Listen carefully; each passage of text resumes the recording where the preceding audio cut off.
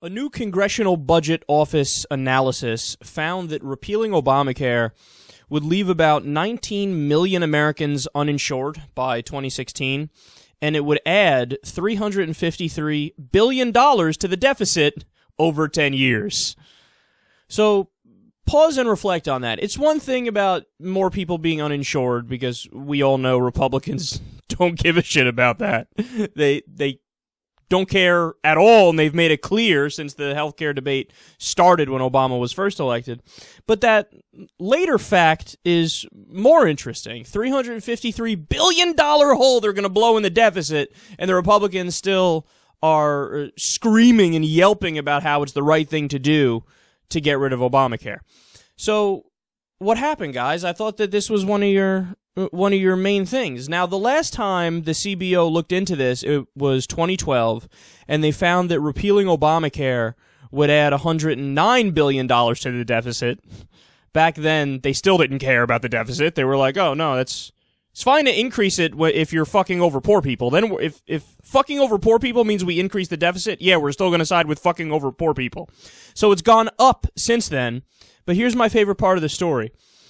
Republicans didn't like the way that the CBO was functioning. Now, remember, it is nonpartisan. So it's not like it was biased in favor of Democrats or anything like that. They were nonpartisan. But usually when the CBO crunched numbers, they often found that the liberals were more right. Again, not because they're biased, but because, as Stephen Colbert said, reality has a well-known liberal bias. The facts were liberal. So they would do the math, and they would go, yeah, the liberals are actually right on this issue or that issue. So when the Republicans got control of it, they recently switched the formula to calculate things by a different way of measuring called dynamic scoring, which is actually more favorable to right-wing views. And the way it works is, so they'll make a claim like, hey, my tax plan will add 2% more GDP growth.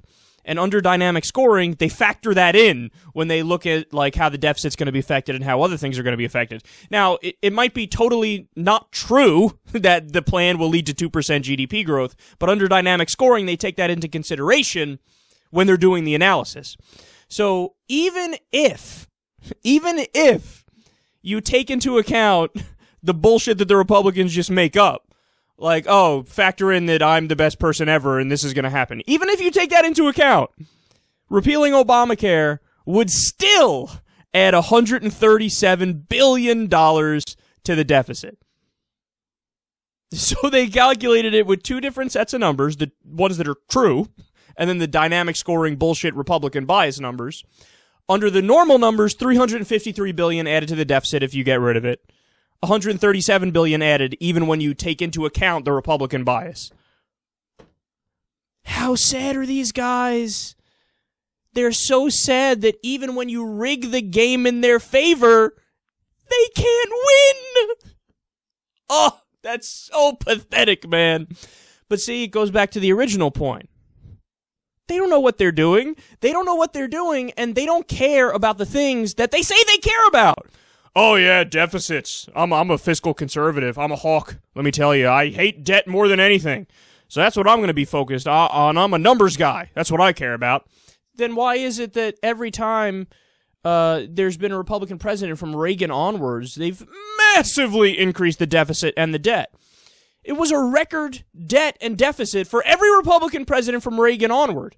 And by the way, that Reagan was the one who implemented the right-wing orthodoxy, trickle-down economics, voodoo economics that didn't fucking work. So he did the right-wing plan. He actually implemented it, and that's one of the things that led to the giant deficit and the giant debt.